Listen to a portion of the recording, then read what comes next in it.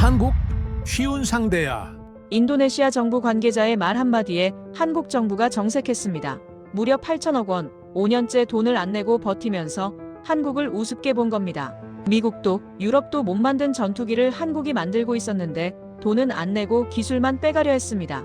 한국은 우리 없으면 못해. 그냥 기다려. 인도네시아는 코웃음을 쳤습니다. 그런데 단 이틀 만에 상황이 완전히 뒤집혔습니다. 한국은 차갑게 관계를 끊어버렸고 8천억 원을 단 한 푼도 안 돌려줬다는 겁니다. 그 자리를 필리핀이 바로 채웠습니다. 얕잡아본 대가가 이렇게 컸을까요? 한국은 어떻게 이런 배짱을 부렸을까요? 지금부터 그 이야기를 들려드립니다. 저는 화면 속 그 남자의 얼굴을 지금도 기억합니다. 박도현, 49살의 한국 측 협상 실무 총괄이었죠.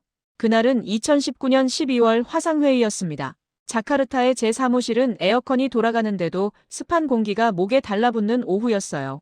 저는 대통령실 산하 국가전략 커뮤니케이션 자문관이라는 긴 직함을 달고 있었고 44살의 나이에 이미 3번의 국제협상을 성공적으로 마무리한 경력이 있었습니다. 그래서 자신감이 있었죠. 아니, 솔직히 말하면 오만했던 겁니다. 모니터 속 박도연은 네이비 정장을 단정하게 입고 있었습니다.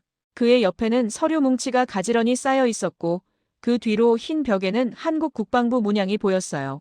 저는 편하게 반팔 셔츠를 입고 의자에 기대 앉아 있었습니다. 이미 판은 저희 쪽으로 기울었다고 생각했거든요. 분담금 납부 일정에 대해 재조정이 필요합니다. 제가 먼저 말문을 열었습니다. 통역관이 제 말을 한국어로 옮기는 동안 저는 박도현의 반응을 관찰했어요. 그는 눈썹 하나 까딱하지 않았습니다. 그저 천천히 고개를 끄덕일 뿐이었죠. 네, 듣고 있습니다. 그의 대답은 그게 전부였습니다. 저는 속으로 피식 웃었어요. 역시 약하네. 제 머릿속에서 그런 판단이 섰습니다. 강하게 나오는 상대는 바로 반박하거나 따지거든요. 그런데 박도현은 그저 듣기만 했어요. 심지어 표정 하나 변하지 않았습니다. 현재 인도네시아의 경제 상황을 고려할 때 기존 일정대로 진행하기는 어렵습니다. 하지만 저희는 이 사업에 대한 의지가 확고합니다. 저는 일부러 의지라는 단어를 강조했습니다. 협상에서는 상대가 필요로 하는 것을 쥐고 있다는 걸 상기시켜야 하거든요. 인도네시아는 20%의 지분을 가진 공동개발 파트너였습니다. 그 지분이야말로 제가 가진 최고의 카드였죠. 이해합니다. 또 그 짧은 대답이었습니다. 박도연의 목소리에는 감정이라곤 찾아볼 수 없었어요. 기계처럼 정확하고 예의 바르고 그러나 차가웠습니다. 저는 그때 그 차가움의 의미를 몰랐습니다. 아니, 알려고 하지 않았던 거죠. 회의는 30분 만에 끝났습니다. 한국 측에서는 질문이 딱 3개 나왔어요. 구체적인 일정 조정안은 언제 받을 수 있습니까?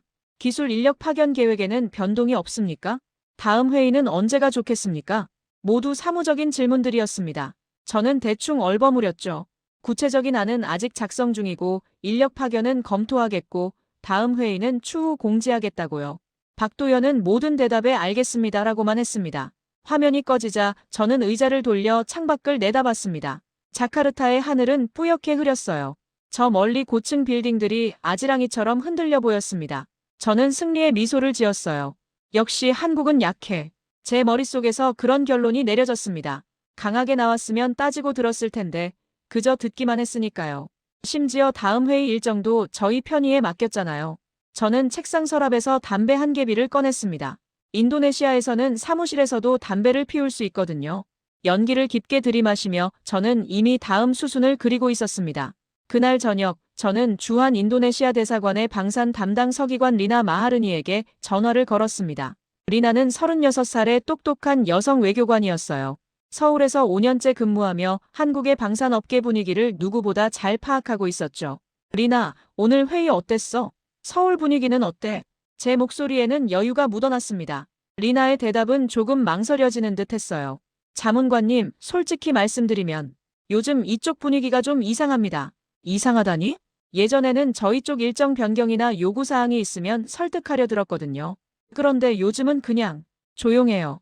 너무 조용합니다. 저는 코웃음을 쳤습니다. 그게 바로 항복 신호야, 리나. 그들은 지금 우리 없이는 이 사업을 진행할 수 없다는 걸 깨달은 거라고. 20% 지분이 얼마나 큰 건지 모르나. 하지만 자문관님, 걱정 마. 내가 이런 협상을 몇 번 해봤는데 상대가 조용해질 때가 바로 우리가 원하는 걸 얻어낼 타이밍이야. 전화를 끊고 나서도 저는 확신에 차 있었습니다. 그날 밤 저는 보고서를 작성했어요. 제목은 협상 우위 확보 전략이었습니다. 보고서 첫 페이지에 저는 이렇게 썼죠. 한국은 현재 협상력을 상실한 상태입니다. 그들의 침묵은 약함의 증거이며 우리는 이 기회를 활용해야 합니다. 키보드를 두드리는 제 손가락에는 힘이 들어가 있었습니다. 저는 이 보고서가 대통령실까지 올라갈 거라는 걸 알았어요. 그리고 제 판단이 국가 정책이 될 거라는 것도요. 그 생각이 저를 흥분시켰습니다. 하지만 그때 저는 몰랐습니다. 침묵에는 두 가지 종류가 있다는 걸요. 약해서 하는 침묵이 있고 결심했기 때문에 하는 침묵이 있습니다. 박도연의 침묵은 후자였던 거죠. 저는 그날 밤 편안하게 잠들었습니다. 승리를 확신하며 말이에요. 하지만 그건 폭풍전야의 고요함이었습니다. 제가 그 사실을 깨닫기까지는 아직 시간이 좀 더 필요했습니다. 2020년 1월, 저는 대통령실이 있는 건물 12층 회의실에 서 있었습니다. 통창으로 들어오는 햇빛이 길고 긴 회의 테이블을 비추고 있었어요. 테이블 끝에는 프라보어 수비안토 대통령의 측근들이 앉아 있었습니다. 제 손에는 레이저 포인터가 들려 있었어요. 스크린에는 제가 밤새 작성한 프레젠테이션이 떠 있었습니다. 제목은 전략적 협상 로드맵이었죠. 저는 침을 한번 삼키고 발표를 시작했습니다. 여러분, 우리는 지금 매우 유리한 위치에 있습니다. 첫 슬라이드에는 큰 숫자가 떠올랐어요. 20%. 저는 레이저 포인터로 그 숫자를 가리켰습니다. 이 숫자가 우리의 힘입니다. KF-21 공동개발 사업에서 인도네시아가 보유한 지분이죠. 한국은 우리 없이 이 사업을 완성할 수 없습니다. 회의실 안에서 고개를 끄덕이는 소리가 들렸어요. 저는 다음 슬라이드로 넘어갔습니다. 한국의 방산 수출 현황 그래프였죠. 한국은 방산 수출을 국가 전략 산업으로 키우고 있습니다. 그들에게 KF-21은 단순한 전투기가 아니에요. 이건 앞으로 10년간 아시아 시장을 석권할 제품입니다. 그런데 공동개발 파트너가 중도에 이탈한다. 이건 치명적인 타격이죠. 디마스 국장이 손을 들었습니다. 그는 예산을 담당하는 재정 라인의 고위 실무자였어요. 45살쯤 돼 보이는 그는 항상 회의적인 표정을 지었습니다. 자문관님, 그렇다면 우리가 분담금을 계속 지연시켜도 한국이 참을 거라는 말씀입니까? 참는 게 아니라 참을 수밖에 없습니다, 국장님. 저는 자신감 있게 대답했어요. 다음 슬라이드에는 협상 타임라인이 나타났습니다. 지금 우리가 시간을 끌면 한국은 점점 더 조급해질 겁니다. 개발 일정이 지연되고 투자자들이 불안해하고 언론에서 비판이 쏟아지겠죠. 그때 우리가 원하는 조건을 제시하는 겁니다. 어떤 조건 말입니까? 이번엔 메이라 국장이 물었습니다. 외교부 소속인 그녀는 40대 초반으로 보였고 날카로운 눈매가 인상적이었어요. 기술 이전의 폭을 넓히는 겁니다. 현재 계약서에는 핵심 기술 이전이 제한돼 있어요. 하지만 우리가 지분을 무기로 협상하면 더 많은 기술을 가져올 수 있습니다. 회의실이 술렁였습니다. 저는 그 반응이 좋았어요. 사람들의 눈빛이 달라지는 게 느껴졌거든요. 의심에서 기대로 바뀌는 그 순간을 저는 정확히 포착했습니다. 마지막 슬라이드에는 전략이 요약돼 있었습니다. 첫째, 분담금 납부를 단계적으로 지연합니다. 둘째, 도입 물량을 축소하겠다는 압박을 넣습니다. 셋째, 기술 이전 조건 재협상을 요구합니다. 이 세 가지를 동시에 밀어붙이면 한국은 결국 우리 요구를 들어줄 겁니다. 회의가 끝나고 나오는데 한 참모가 제 어깨를 두드렸습니다. 좋은 전략입니다, 자문관님. 대통령께서도 긍정적으로 보실 겁니다. 저는 웃으며 고개를 끄덕였어요. 복도를 걸으며 저는 승리의 쾌감을 느꼈습니다. 이게 바로 제 능력이었죠. 복잡한 국제관계를 단순한 힘의 논리로 정리해내는 것. 저는 그게 제 재능이라고 믿었습니다. 그날 저녁 리나에게서 전화가 왔습니다. 목소리가 평소보다 낮았어요. 자문관님, 오늘 한국방위사업청 쪽에서 비공식 만남을 제안받았습니다. 뭐라고 하던가? 그게 아무 말도 안 했어요. 그냥 커피나 한잔하자고만 했습니다. 그거 봐, 리나. 그들이 움직이기 시작한 거야. 비공식 채널로 우리 의중을 떠보려는 거지. 하지만 느낌이 이상했어요. 예전처럼 급하거나 조급한 느낌이 아니었습니다. 오히려 너무 침착했어요. 저는 한숨을 쉬었습니다. 리나, 자네는 너무 예민해. 그들이 침착한 척하는 건 체면 때문이야. 속으로는 불안해 죽겠지. 전화를 끊고 난 뒤에도 리나의 목소리가 귓가에 맴돌았어요. 하지만 저는 그 경고를 무시했습니다. 제 확신이 너무 강했거든요. 2월에 저는 정식 보고서를 올렸습니다. 제목은 한국과의 협상에서 우위 확보 방안이었어요. 보고서 핵심 내용은 간단했습니다. 인도네시아의 20% 지분은 한국이 포기할 수 없는 자산입니다. 우리는 이 지분을 활용해 더 유리한 조건을 이끌어낼 수 있습니다. 한국의 침묵은 저항이 아니라 굴복의 신호로 해석됩니다. 보고서 마지막 페이지에 저는 이렇게 썼죠. 한국은 결국 우리에게 고개를 숙일 것입니다. 그 문장을 쓸 때 제 손은 떨리지 않았습니다. 오히려 힘이 들어갔어요. 저는 제가 옳다고 믿었으니까요. 숫자가, 논리가, 전략이 모두 저를 지지하고 있었습니다. 3월 어느 날 샤프리 국방장관이 직접 저를 불렀습니다. 장관실은 15층에 있었어요. 넓은 집무실 한쪽 벽에는 인도네시아 전역의 군사기지 지도가 걸려 있었습니다. 아디티야, 자네 보고서 잘 봤네. 장관은 60살 가까이 돼 보였고 군인 특유의 꼿꼿한 자세를 유지하고 있었어요. 대통령께서도 관심 있게 보셨어. 자네 전략대로 진행하게. 하지만 명심하게. 이건 도박이 아니야. 확실한가? 확실합니다, 장관님. 제 대답은 주저함이 없었습니다. 장관이 천천히 고개를 끄덕였어요. 좋아. 그럼 자네가 책임지고 진행하게. 한국 쪽 반응을 계속 보고하고. 장관실을 나오며 저는 가슴이 두근거렸습니다. 이제 제 전략이 국가 정책이 된 거예요. 실패하면 제 커리어가 끝나는 거였지만 성공하면 저는 영웅이 될 터였습니다. 그날 밤 저는 집 서재에 앉아 위스키 한 잔을 마셨습니다. 창밖으로 자카르타의 야경이 펼쳐져 있었어요. 수많은 불빛들이 반짝이고 있었죠. 저는 그 불빛들을 보며 생각했습니다. 20%. 그게 우리의 무기다. 하지만 저는 몰랐습니다. 지분은 무기가 될 수도 있지만 덫이 될 수도 있다는 걸요. 그리고 한국이 이미 그 덫에서 벗어날 준비를 하고 있다는 것도요. 그날 밤 제가 잠든 사이 서울에서는 어떤 회의가 열리고 있었습니다. 하지만 저는 그걸 알 리 없었죠. 저는 제 확신 속에서 편안하게 잠들었습니다. 폭풍이 몰려오고 있는데도요. 2020년 5월, 저는 제 책상 앞에 앉아 문서를 작성하고 있었습니다. 에어컨이 윙윙거리는 소리가 사무실을 가득 채웠어요. 창밖으로는 오후에 뜨거운 햇살이 쏟아지고 있었죠. 문서 제목은 KF-21 사업 참여 조정 공문이었습니다. 저는 키보드를 두드리며 문장을 다듬었어요. 한 글자 한 글자가 무기였습니다. 제가 쏘아 올릴 화살이었죠. 인도네시아 정부는 현재 경제 여건과 국방 예산 재조정을 고려하여 KF-21 공동개발 사업 참여 규모를 다음과 같이 조정하고자 합니다. 첫 문단을 쓰고 나서 저는 잠시 멈췄습니다. 손가락이 키보드 위에서 떨렸어요. 흥분 때문이었습니다.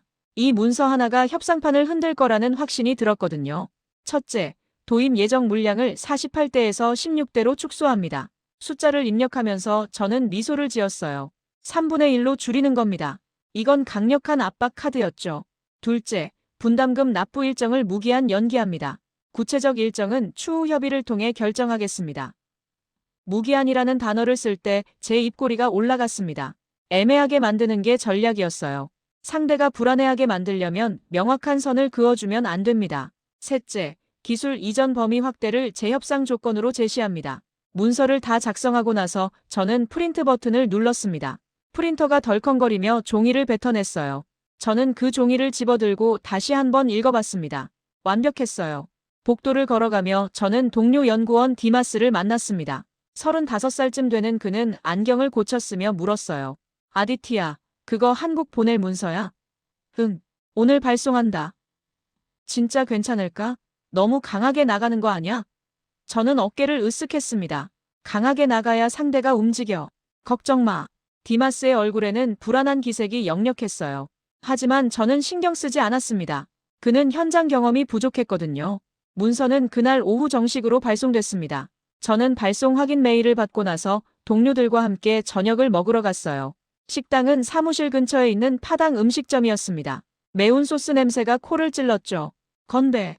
저는 맥주잔을 들어 올렸습니다. 동료들이 따라 잔을 들었어요. 이제 한국이 어떻게 나오나 보자고. 일주일 안에 연락 올 거야. 저는 자신만만하게 말했습니다. 맥주를 한 모금 마시는데 휴대폰이 울렸어요. 리나였습니다. 자문관님, 문서 받았다는 회신이 왔습니다. 뭐라고 하던가? 그게 한 줄이에요. 공식 문서로 회신하겠습니다. 라고만 적혀 있어요. 저는 웃음을 터뜨렸습니다. 그것 봐. 당황한 거야. 뭐라고 대답해야 할지 몰라서 시간 끄는 거지. 하지만 어조가 이상해요. 너무 건조합니다. 리나, 너무 신경 쓰지 마. 그게 그들 스타일이야. 전화를 끊고 나서 저는 다시 맥주를 마셨습니다. 동료들과 웃고 떠들며 저녁을 즐겼어요. 제 머릿속에는 한국이 어떻게 항복할지 그림이 그려지고 있었습니다. 하지만 일주일이 지나도 연락은 없었습니다. 2주일이 지났어요. 한 달이 지났습니다. 저는 조금씩 불안해지기 시작했어요. 6월 초 리나에게서 이상한 보고가 올라왔습니다. 자문관님, 한국 국회에서 방위 예산 추가 편성안이 통과됐습니다. 무슨 예산? KF-21 독자 개발 가속화 예산이요. 3천억 원 규모입니다. 저는 서류를 내려다봤어요. 손이 미세하게 떨렸습니다. 독자 개발? 그게 무슨 소리야? 인도네시아 지분 없이도 개발을 완료하겠다는 겁니다. 한국 언론에서는 이미 이 얘기가 나오고 있어요. 저는 의자에 깊숙이 몸을 기댔습니다. 뭔가 잘못 돌아가고 있었어요. 7월, 저는 한국 측에 회의를 요청했습니다. 하지만 돌아온 답은 차갑게 간결했어요. 현재 내부 검토 중입니다. 회의 일정은 추후 공지하겠습니다. 추후. 이제 그 단어를 쓰는 건 저희가 아니라 한국이었습니다. 저는 모니터를 멍하니 바라봤어요. 8월 어느 날 디마스가 제 사무실로 뛰어들어왔습니다. 얼굴이 창백했어요. 아디티야, 이거 봐. 그가 내민 태블릿에는 한국 뉴스 기사가 떠 있었습니다. 제목을 보는 순간 제 심장이 철렁 내려앉았어요.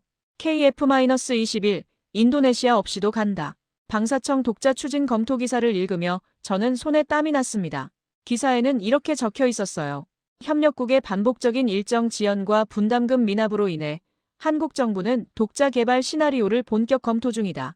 관계자는 더 이상 기다릴 수 없다고 밝혔다. 저는 태블릿을 내려놓고 창밖을 바라봤습니다. 하늘은 여전히 푸르렀어요. 하지만 제 머릿속은 회색으로 물들고 있었습니다. 블러핑이야. 그래, 블러핑일 거야. 저는 속으로 되뇌었습니다. 하지만 제 목소리는 예전처럼 확신에 차 있지 않았어요. 떨리고 있었죠.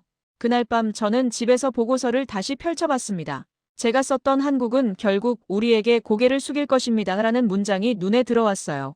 저는 그 문장을 한참 동안 들여다봤습니다. 혹시 제가 잘못 읽은 걸까요? 하지만 저는 고개를 저었습니다. 아직 판단하기 이릅니다. 한국은 여전히 지분이 필요할 거예요. 저는 그렇게 믿고 싶었습니다. 9월이 다가오고 있었습니다. 그리고 그 9월에 모든 것이 뒤집힐 거라는 걸 저는 몰랐죠. 2020년 9월 14일 월요일 오전 9시 제 이메일함에 새 메일이 도착했습니다. 발신자는 한국방위사업청이었어요. 제목을 보는 순간 제 숨이 멎었습니다. 협력국 지휘 재검토 통보전은 마우스를 클릭했습니다. 손이 떨렸어요. 문서가 열렸습니다. A사 용지 3장 분량이었죠. 첫 문단을 읽는데 심장이 빠르게 뛰기 시작했습니다.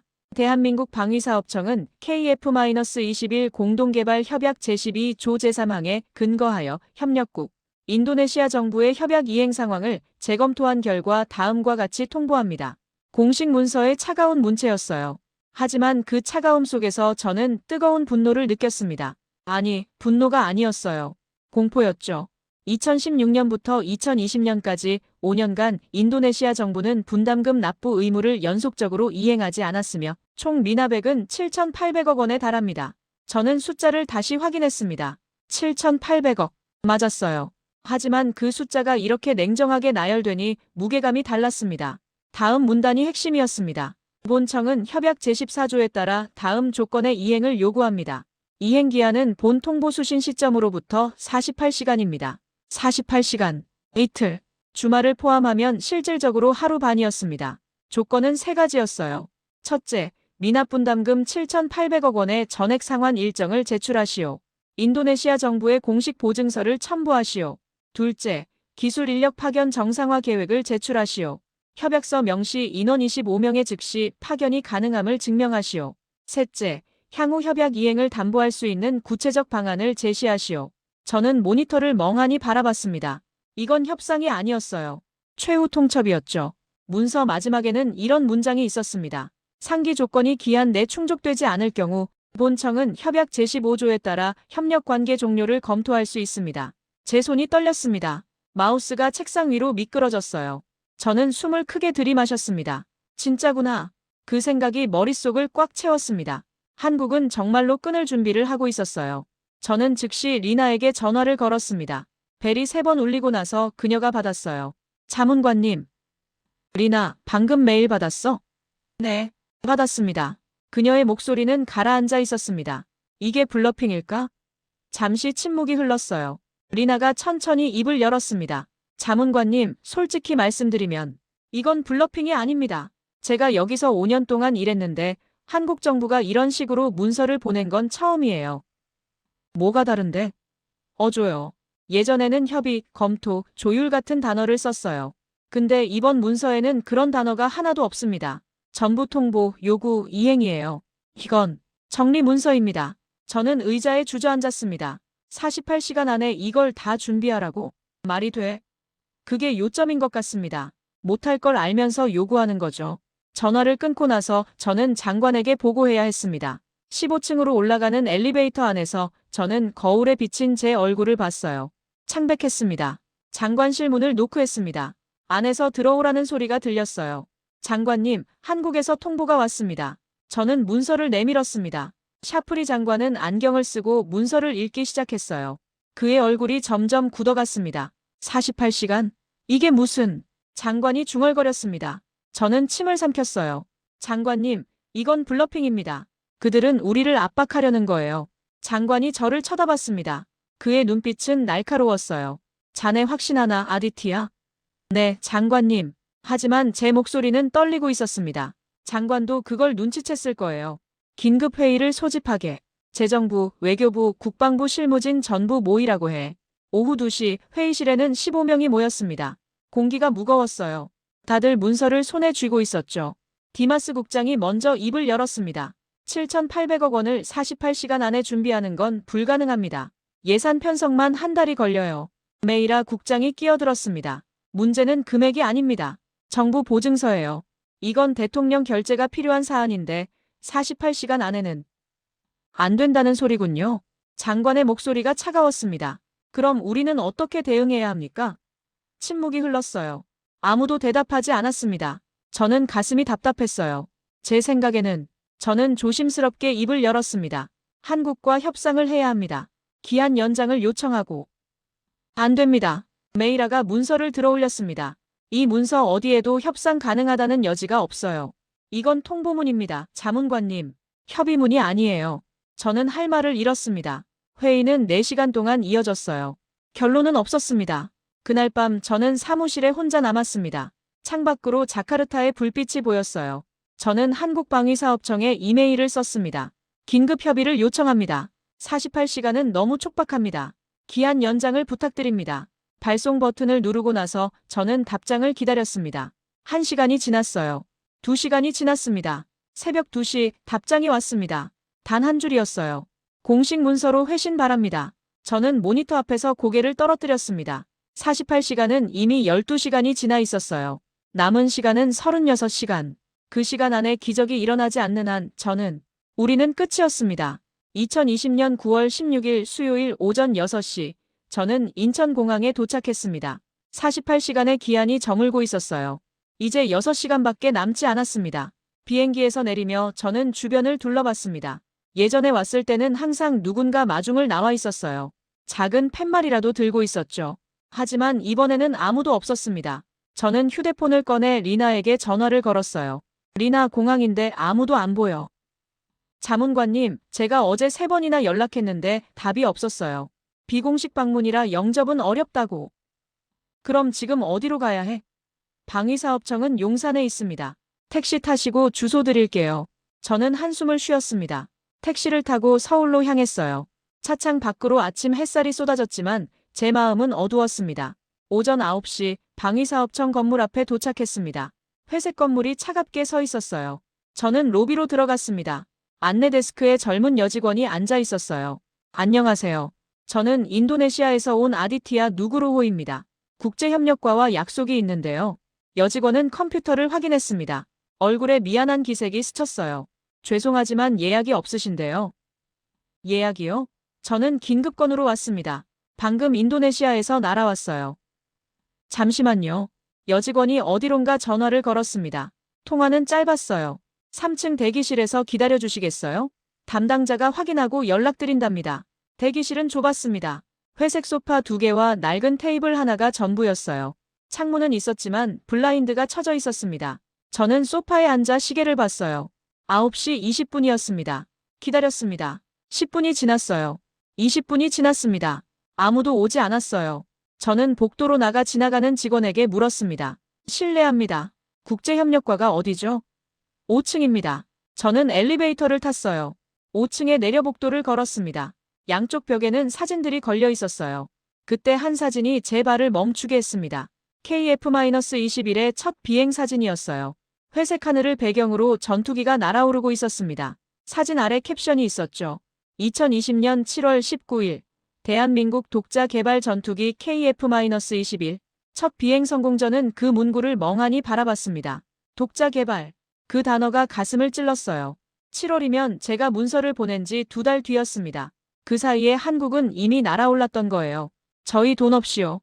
도와드릴까요? 뒤에서 목소리가 들렸습니다. 돌아보니 30대 중반으로 보이는 남성이 서 있었어요. 아, 저는 인도네시아에서 온 아디티아 누구로우 자문관님이시죠. 3층 대기실에 계셔야 하는데요. 그의 목소리는 정중했지만 차가웠습니다. 담당자분들이 언제 오시나요? 확인해 보겠습니다. 일단 대기실로 돌아가 주세요. 저는 다시 대기실로 내려갔습니다. 시계는 10시를 가리키고 있었어요. 정오가 되었습니다. 저는 샌드위치 하나를 먹었어요. 입맛이 없었습니다. 오후 1시, 2시, 3시가 지나갔습니다. 오후 4시 문이 열렸습니다. 박도현이 들어왔어요. 그는 검은색 정장을 입고 있었고 손에는 서류 가방을 들고 있었습니다. 오래 기다리셨습니다. 그의 인사에는 미안함이 없었어요. 저는 일어서며 손을 내밀었습니다. 그가 악수를 받았지만 힘이 없었죠. 단장님, 저희가 긴급하게 회의실로 가시죠. 박도현은 제 말을 끊었습니다. 저는 그를 따라 복도를 걸었어요. 회의실은 6층에 있었습니다. 문을 열고 들어가니 이미 3명이 앉아 있었습니다. 한 명은 방위사업청 청장 이용철이었어요. 60살쯤 돼 보였습니다. 다른 2명은 배석 관계자로 보였죠. 앉으시죠. 박도현이 의자를 가리켰습니다. 저는 앉았어요. 테이블 위에는 파일 하나가 놓여 있었습니다. 자문관님, 48시간이 4시 30분에 종료됩니다. 지금 4시 5분이니 25분 남았네요. 박도현이 시계를 보며 말했습니다. 저는 손에 땀이 났어요. 그래서 제가 직접 온 겁니다. 대면으로 설명드리고 싶어서요. 설명은 필요 없습니다. 문서가 필요합니다. 이용철 청장이 입을 열었습니다. 그의 목소리는 낮고 단단했어요. 정부 보증서는요? 상환 일정은요? 인력 파견 계획은요? 저는 입을 열었다 닫았습니다. 아무것도 없었어요. 48시간 동안 인도네시아 정부는 아무것도 준비하지 못했습니다. 대통령 결재가 막혔고 예산부는 보증을 거부했고 인력 파견은 노조가 반대했습니다. 시간이 너무 촉박했습니다. 좀 더 여유를 주시면. 자문관님, 박도현이 파일을 열었습니다. 안에는 표가 있었어요. 이게 뭔지 아십니까? 표에는 연도별 숫자들이 적혀 있었습니다. 2016년부터 2020년까지 납부 예정액과 실제 납부액이 나란히 적혀 있었어요. 실제 납부액은 모두 0이었습니다. 5년입니다. 5년 동안 단 한 푼도 내지 않으셨어요. 저희가 독촉한 횟수가 몇 번인지 아십니까? 37번입니다. 박도현의 목소리에 처음으로 감정이 실렸습니다. 분노였어요. 그런데 인도네시아는 프랑스와 라팔 42대를 10조 원에 계약했죠. 현금으로요. 그 돈은 있으면서 7,800억 원은 왜 못 내십니까? 저는 대답할 수 없었습니다. 그는 옳았어요. 우리는 프랑스에는 10조를 현금으로 주면서 한국에는 7,800억을 못 낸다고 했습니다. 그게 말이 됐나요? 협약서 제15조를 읽어드리겠습니다. 박도현이 다른 서류를 펼쳤습니다. 협력국이 재정적 의무를 연속 3년 이상 이행하지 않을 경우 주관국은 협력 관계를 종료할 수 있다. 이 경우 기납부금은 개발 비용으로 처리되며 반환 의무가 없다. 반환 의무가 없다. 그 문장이 머릿속에서 울렸습니다. 8천억이. 제 목소리는 떨리고 있었어요. 돌려받을 수 없다는 말씀입니까? 협약서에 명시돼 있습니다. 이용철 청장이 대답했습니다. 저는 의자에 주저앉았습니다. 6시간을 대기실에서 기다렸고 여기까지 날아왔는데 돌아갈 건 아무것도 없었습니다. 아니, 오히려 8천억을 잃었어요.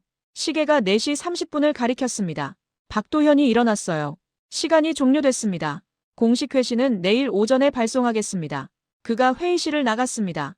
다른 배석 관계자들도 따라 나갔어요. 저는 혼자 남았습니다. 테이블 위의 표를 보며 저는 깨달았습니다. 한국은 처음부터 끝날 준비를 하고 있었어요.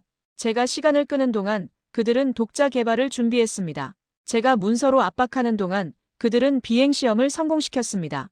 저는 얼굴을 두 손으로 감쌌습니다. 대기실에 6시간, 그 시간 동안 저는 제가 얼마나 오만했는지 깨달았어요. 침묵은 약함이 아니었습니다. 침묵은 결심이었죠. 2020년 9월 17일 목요일 오전 10시. 저는 다시 방위사업청 회의실에 앉아 있었습니다. 어젯밤 잠을 못 잤어요. 호텔방에서 천장만 바라보며 뒤척였습니다. 이번에는 대기실에서 기다리지 않았습니다.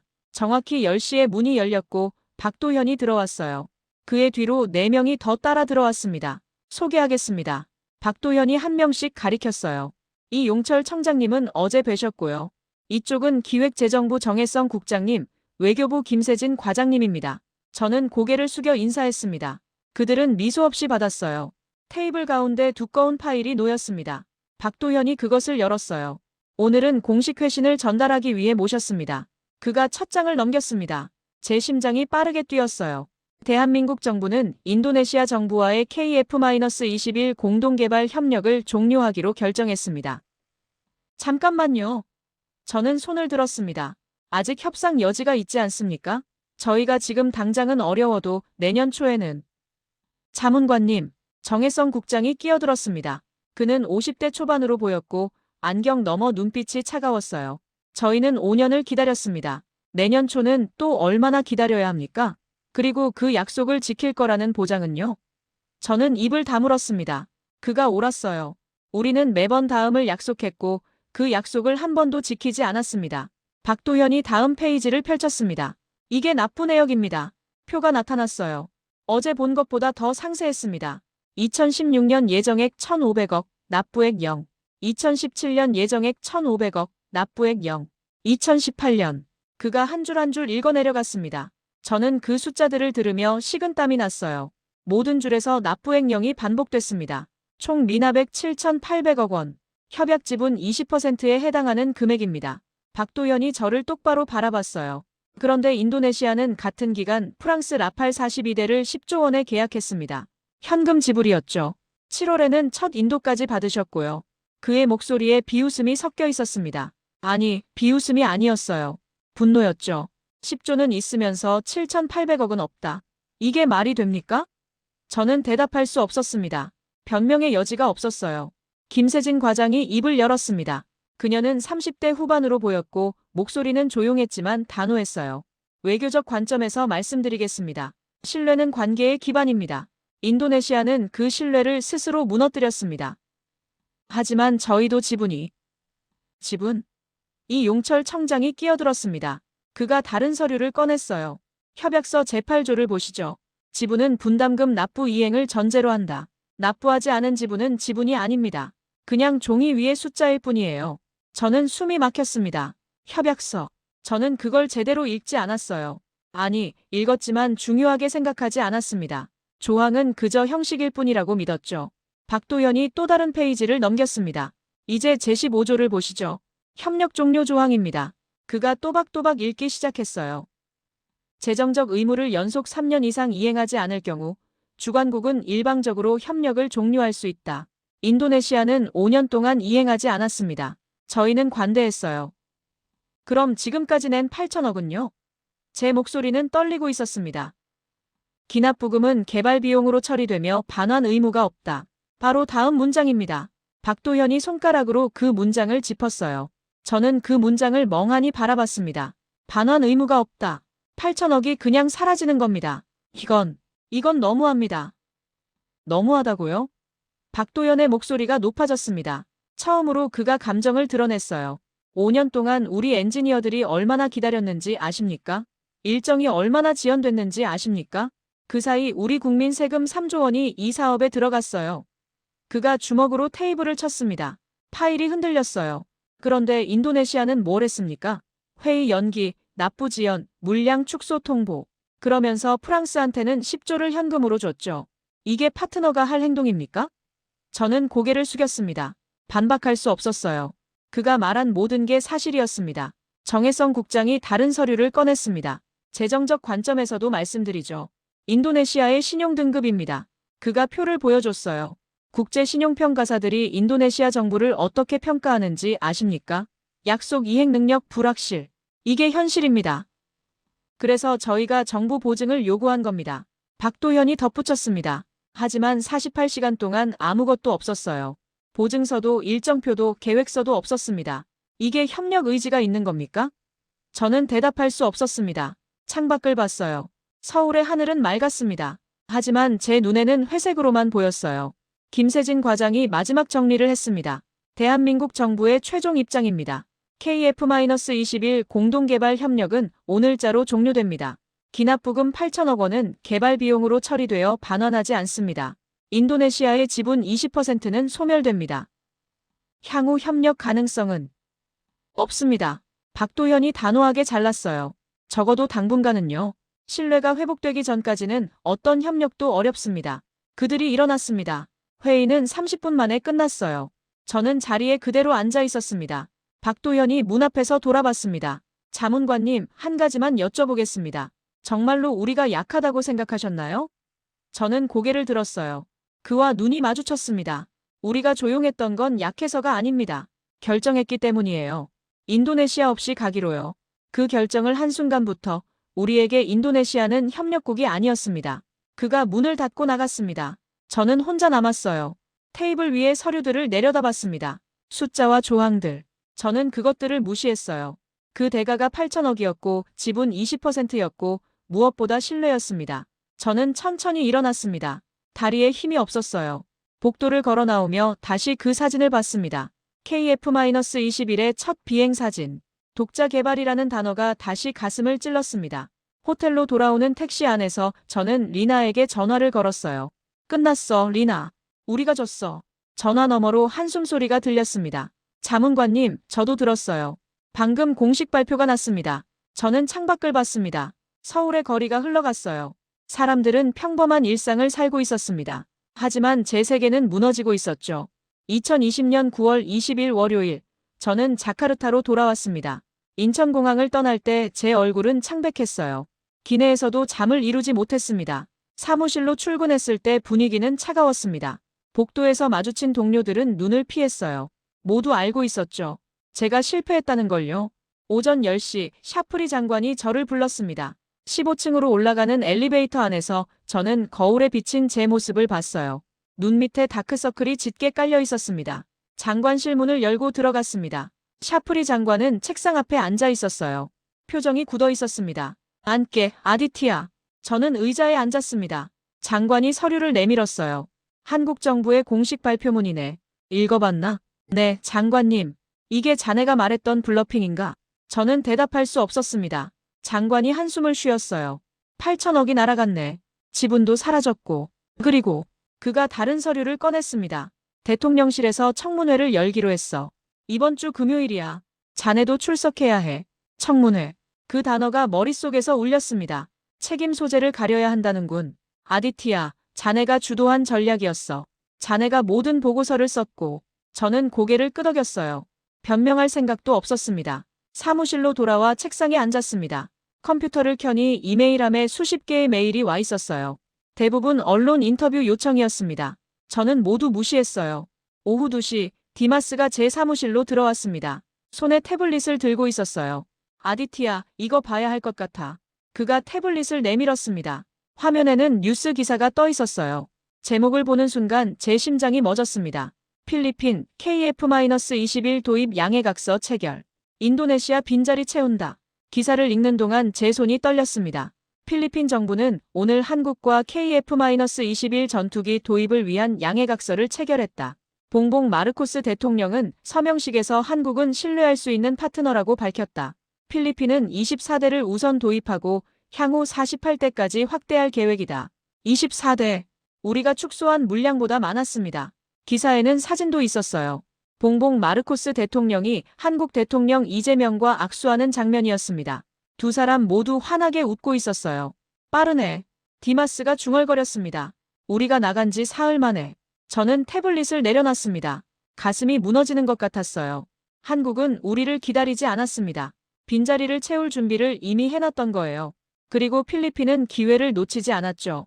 저녁이 되어 리나에게서 전화가 왔습니다. 자문관님, 서울 분위기 전해드릴게요. 들을 필요 없어, 리나. 이미 다 끝났잖아. 아니에요. 들으셔야 해요. 그녀의 목소리가 떨렸습니다. 한국 방산업계가 들썩이고 있어요. 필리핀 외에도 폴란드, 말레이시아, 이라크까지 관심을 보이고 있답니다.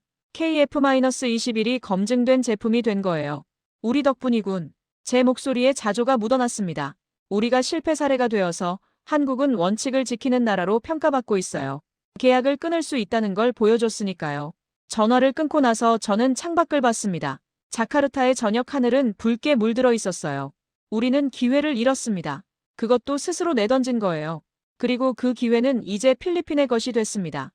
9월 25일 금요일 청문회가 열렸습니다. 국회 청사회의실은 넓었어요. 의원들이 반원형으로 앉아 있었고 가운데 증인석이 있었습니다. 저는 그 자리에 앉았습니다. 마이크 앞에서 저는 선서를 했어요. 손이 떨렸습니다.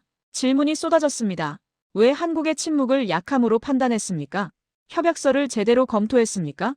프라보어 대통령께 어떻게 보고했습니까? 저는 하나하나 대답했어요. 변명하지 않았습니다. 제 판단이 틀렸다고 인정했죠. 제가 오판했습니다. 한국을 과소평가했고 우리 지분을 과대평가했습니다. 그 결과 8천억을 잃었고 미래 협력 기회도 잃었습니다. 회의실이 조용해졌습니다. 의원 한 명이 물었어요. 후회하십니까? 네, 깊이 후회합니다. 하지만 후회로는 되돌릴 수 없습니다. 청문회는 4시간 동안 이어졌어요. 끝나고 나왔을 때 저는 기진맥진했습니다. 복도에서 샤프리 장관을 마주쳤습니다. 그가 제 어깨에 손을 얹었어요. 아디티야, 사표 내게. 그게 자네를 위한 길일세. 저는 고개를 끄덕였습니다. 이미 각오한 일이었어요. 그날 밤 저는 집 서재에 앉아 사직서를 썼습니다. 짧게 썼어요. 변명은 하지 않았습니다. 본인의 잘못된 판단으로 국가에 손실을 끼쳤습니다. 책임지겠습니다. 사직서를 봉투에 넣고 나서 저는 서랍을 열었습니다. 오래된 보고서가 있었어요. 제가 처음 썼던 한국은 결국 우리에게 고개를 숙일 것입니다. 라는 문장이 있는 보고서였죠. 저는 그 보고서를 꺼내 천천히 찢었습니다. 종이가 찢어지는 소리가 조용한 방에 울렸어요. 창밖으로 자카르타의 밤이 깊어가고 있었습니다. 저는 찢어진 종이 조각들을 보며 깨달았습니다. 제가 잃은 건 돈이 아니었어요. 신뢰였습니다. 그리고 그 신뢰는 이제 다른 나라가 가져갔습니다. 2021년 3월, 저는 더 이상 대통령실 자문관이 아니었습니다. 사직한 지 5개월이 지났어요. 집에서 지내는 시간이 많아졌습니다. 아침마다 저는 서재에 앉아 뉴스를 봤어요. 한국과 필리핀의 소식이 자주 나왔습니다. 필리핀 KF-21 첫 도입분 계약 체결. 2천억 원 규모. 말레이시아도 KF-21 도입 검토. 동남아 시장 확대. 기사를 읽을 때마다 가슴이 아팠습니다. 저 자리에 우리가 있어야 했는데요. 어느 날 저녁 리나에게서 전화가 왔습니다. 그녀는 이제 본국으로 돌아와 외교부에서 일하고 있었어요. 자문관님, 아니, 아디티야. 오늘 공군기지에 다녀왔어요. 무슨 일이야? 라팔 상황이 심각합니다. 가동률이 40% 밑으로 떨어졌어요. 저는 의자에 기대 앉았습니다. 40%? 부품 수급이 안 돼요. 프랑스가 우선순위를 자기네 공군에 두니까 우리는 항상 뒤로 밀리는 거죠. 정비 기술자도 부족하고요. 기술 이전은 유명무실해요. 핵심 기술은 전혀 안 넘어오고 있어요. 계약서에는 있는데 실제로는 안 주는 거죠. 전화를 끊고 나서 저는 창밖을 봤습니다. 10조 원을 주고 산 전투기가 날지 못하고 있었어요. 반면 7,800억을 아껴서 잃은 기회는 영원히 돌아오지 않을 것 같았습니다. 5월, 저는 우연히 옛 동료 누르를 만났습니다. 그녀는 공군 대령으로 라팔 운영을 담당하고 있었어요. 카페에서 커피를 마시며 그녀가 말했습니다. 아디티야, 현장이 얼마나 힘든지 알아? 그녀의 목소리에 피로가 묻어났습니다. 42대 중에 지금 날 수 있는 게 15대예요. 나머지는 부품을 기다리고 있죠. 어떤 부품은 6개월씩 걸려요. 계약할 때 부품 공급 조항이 있었죠. 근데 프랑스는 자기네 기준으로 움직여요. 우리 사정은 안 봐줘요. 돈 주고 샀는데 마치 빌려 쓰는 것처럼 느껴져요. 그녀가 커피잔을 내려놨습니다. KF-21이었으면 달랐을까요? 공동개발 파트너였으면 부품 생산 라인도 일부 이전받을 수 있었을 텐데. 저는 대답할 수 없었습니다. 그녀가 옳았어요. 우리는 사는 것과 함께 만드는 것의 차이를 몰랐습니다. 7월 어느 날, 저는 옛 사무실 근처를 지나가고 있었습니다. 무심코 건물을 올려다봤어요. 12층 창문에서 누군가 일하고 있었죠. 문득 궁금했습니다. 제 자리에 누가 앉아 있을까? 그 사람은 제 실수에서 배우고 있을까? 저는 발걸음을 돌렸습니다. 더 이상 거기는 제 자리가 아니었어요. 집으로 돌아와 서재 서랍을 열었습니다. 찢어진 보고서 조각들이 아직 봉투에 담겨 있었어요. 저는 그것을 꺼내 펼쳐봤습니다. 한국은 결국 우리에게 고개를 숙일 것입니다. 그 문장 위로 제 손가락이 천천히 움직였습니다. 저는 옆에 새 종이를 꺼내 펜을 들었어요. 그리고 천천히 썼습니다. 침묵은 약함이 아니라 결심이다. 상대를 무시하는 순간 관계는 끝난다. 지분은 숫자가 아니라 책임이다. 신뢰는 한 번 잃으면 되돌릴 수 없다. 한 줄 한 줄 쓰면서 저는 눈물이 났어요. 후회였습니다. 제가 얼마나 오만했는지, 얼마나 어리석었는지. 9월이 되었습니다. 1년 전 그날들이었어요. 48시간의 통보를 받았던 바로 그때였죠. 뉴스에서 또 기사가 나왔습니다. KF-21 필리핀 공군 첫 인도. 마르코스 대통령 자랑스럽다. 사진 속 필리핀 조종사들이 전투기 앞에서 웃고 있었어요. 저 웃음이 우리의 것이 될 수도 있었는데요. 저는 컴퓨터를 끄고 창가로 갔습니다. 자카르타의 하늘은 여전히 푸르렀어요. 하지만 그 하늘 아래 우리 공군 기지에는 날지 못하는 전투기들이 있었습니다. 저는 서재 책장에서 한 권의 책을 꺼냈습니다. 협상 이론에 관한 책이었어요. 예전에 제가 즐겨 읽던 책이었죠. 첫 페이지를 펼쳤습니다. 협상의 본질은 힘이 아니라 신뢰다. 저는 그 문장 아래 밑줄을 그었습니다. 이제야 이해했어요. 너무 늦게요. 2021년 12월 리나가 저를 만나러 왔습니다. 그녀가 서류 하나를 내밀었어요. 외교부에서 새로운 TF를 구성한답니다. 방산 협력 재평가팀이에요. 나하고 무슨 상관이야? 자문을 요청하려고요. 아디티야, 당신이 실패를 가장 잘 아는 사람이잖아요. 그 경험이 필요해요. 저는 서류를 내려다봤습니다. 손이 떨렸어요. 나를 믿을 수 있을까? 실수는 누구나 해요. 중요한 건 그걸 어떻게 활용하느냐죠. 저는 한참을 생각했습니다. 그리고 천천히 고개를 끄덕였어요. 조건이 있어. 내 이름은 절대 밖에 내지 마. 나는 그저 배경에서 조언만 할게. 알겠어요. 리나가 미소 지었습니다. 그날 밤 저는 다시 서재에 앉았습니다. 노트북을 열고 새 문서를 만들었어요. 제목은 신뢰 기반 협상 매뉴얼이었습니다. 저는 천천히 타이핑하기 시작했습니다. 협상에서 가장 중요한 것은 상대를 이기는 게 아니라 함께 이기는 방법을 찾는 것이다. 침묵하는 상대를 약하다고 판단하지 마라. 그들은 이미 결정했을 수 있다. 숫자는 무기가 아니라 책임이다. 약속은 지킬 수 없으면 하지 마라. 신뢰는 쌓는데 10년, 잃는데 하루면 충분하다. 키보드를 두드리는 소리가 조용한 방에 울렸습니다. 창밖으로 자카르타의 밤이 깊어갔어요. 저는 더 이상 국가 정책을 결정하는 사람이 아니었습니다. 하지만 적어도 제 실수는 교훈으로 남길 수 있었어요. 문서 마지막에 저는 이렇게 썼습니다. 2020년 우리는 한국을 잃었다. 돈을 아끼려다 신뢰를 잃었고 시간을 끌려다 기회를 잃었다. 오만은 국가를 파산시킨다. 이 교훈을 잊지 말아야 한다. 저장 버튼을 누르고 나서 저는 창밖을 봤습니다. 어디선가 비행기 소리가 들렸어요. 아마 라팔일 겁니다. 날 수 있는 얼마 안 되는 기체 중 하나겠죠. 저는 눈을 감았습니다. 그리고 속으로 중얼거렸어요. 미안합니다. 다시는 이런 실수를 하지 않겠습니다. 서재에 불을 끄며 저는 책장을 돌아봤습니다. 찢어진 보고서 봉투가 보였어요. 저는 그것을 쓰레기통에 버리지 않았습니다. 기억해야 했으니까요. 오만의 대가를요. 밤은 깊어갔습니다. 자카르타는 잠들고 있었어요. 하지만 저는 알았습니다. 어딘가에서 누군가는 여전히 일하고 있을 거예요. 약속을 지키기 위해서요. 신뢰를 쌓기 위해서요. 그리고 저는 이제 그 사람들을 도울 수 있었습니다. 실패한 사람으로서가 아니라 교훈을 남긴 사람으로서요.